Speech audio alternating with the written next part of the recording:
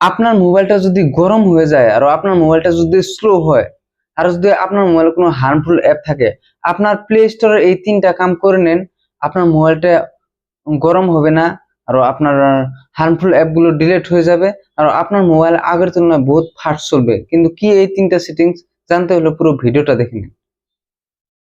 এর জন্য প্রথমে আপনি আপনার প্লে স্টোরটা ওপেন করে নেবেন। এই প্লে স্টোরটা ওপেন করার পর উপরে যে আইকনটা দেখতে পাচ্ছেন এখানে টাচ দিবেন।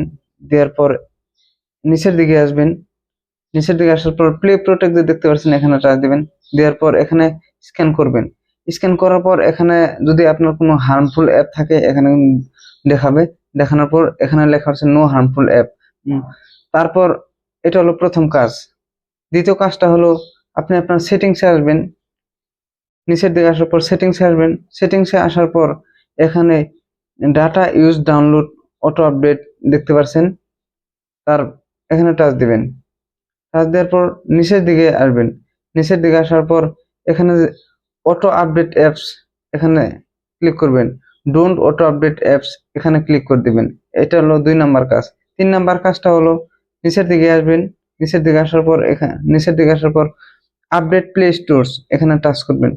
আপনার প্লে স্টোরটা আপডেট করতে হবে। আপডেট করার পর কিন্তু আগের তুলনায় আপনার মোবাইলটা ফাস্ট হয়ে যাবে এবং গরম হবে না, এবং আপনার কোনো হার্মফুল অ্যাপও থাকবে না। ধন্যবাদ।